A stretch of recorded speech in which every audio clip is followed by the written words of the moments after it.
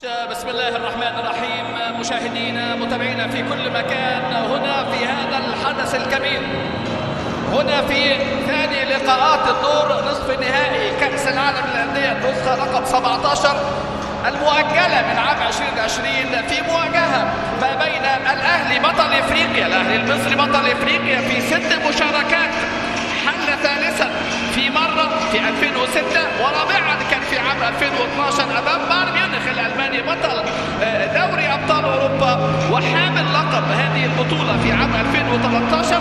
حوله أيضا محمد الحمادي وحسن المهدي ومعهم إيرينا ألبس البرازيلية حكمة رابعة كانت مدارة اللي الأهلي تأهل في ربع النهائي بعد فوزه. وقتها بدري بنون يطلع لطول يا ولد يا شناوي، يطلع عمامنا، يطلع الأسد محمد الشناوي، أول كرة وأول اختبار الكرة السريعة في اتجاه الخطير كينجسلي كومان أمامنا المدرب فليك اللي جه بعد نيكو كوفاتش، راسية جنابري خطيرة الكرة اللي فاتت أمامنا. هنا الكرات اللي تتلعب بالعرض وليفاندوفسكي مستني الكرات اللي أمامنا هنا، وكرة من اللاعب بابار الدوري اللي من كومان تمريرة المساحة اللي مش عايزينها، لكن يا ولد يطلع العملاق، يطلع الأسد أهو محمد الشناوي، رائع محمد، ممكن يضع بايرن ميونخ تحت ضغط.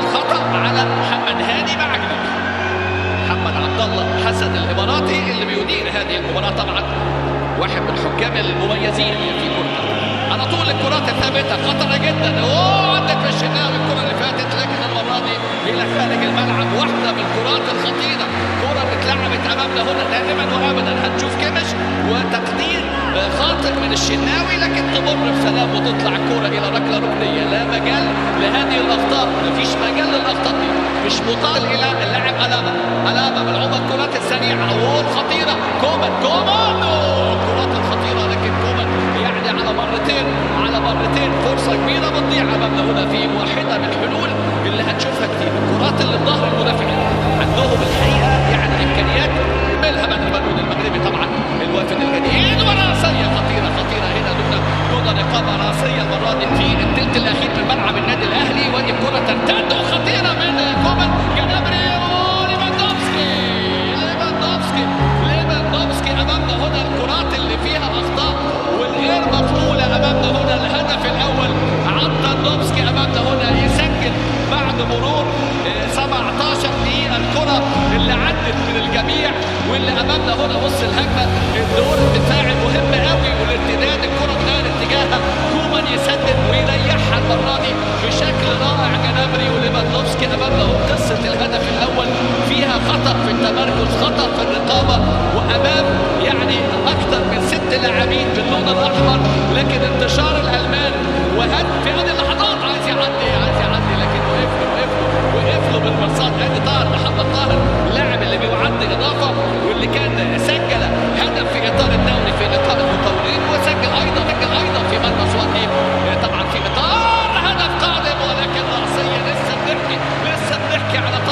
لسه بنحكي على طاهر محمد طاهر اميره دايما في المثلث الامامي. لمسه امامنا هنا من جانب جنابري، خطير جنابري، يمر الكره الى روكا وادي امامنا مارك روكا امامنا هنا الاسباني اللي بيتواجد في اللقطه اللي فاتت واللي تقدم في هذه الكره وهذه اللقطه الخطيره. امامنا هنا فرص، شوف جنابري والقادمون من الخلف في هذه اللقطه، طبعا على راي استاذنا الكبير. راح بالكره الثانيه خطيره، الكره الثانيه مشكلتنا في الكره الثانيه الصراع اللي امامنا هنا اللي بيحاول، وادي مارك روكا للمره الثانيه روكا، ولكن تجد الشناوي اللي النهارده عنده مهمه تبدو صعبه حتى هذه اللحظه، لانه يتعرض جنابري. شوف بيفضوا المساحات على مرتين يا ولد. هادي جنابري امامنا اللي بيضع هذه الكرات القويه الخطيره، ودي اللمسه الاهلاويه، ودي استلام من جانب قفشه، يفكر يسدد تسديده وتعدي الكره صعبه الكره عدت، لكن محاوله وهي يعني ان شاء الله تكون بدايه وانطلاقه،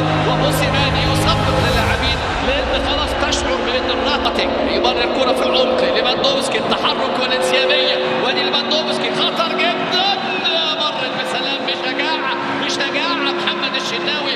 الكره اللي ما بين كيمش وما بين ليفاندوفسكي في هذه اللقطه، لكن يطلع بفدائيه يعني برجوله هنا من كيميش ولكن يتدخل لكن الكرة الثانية مشكلة.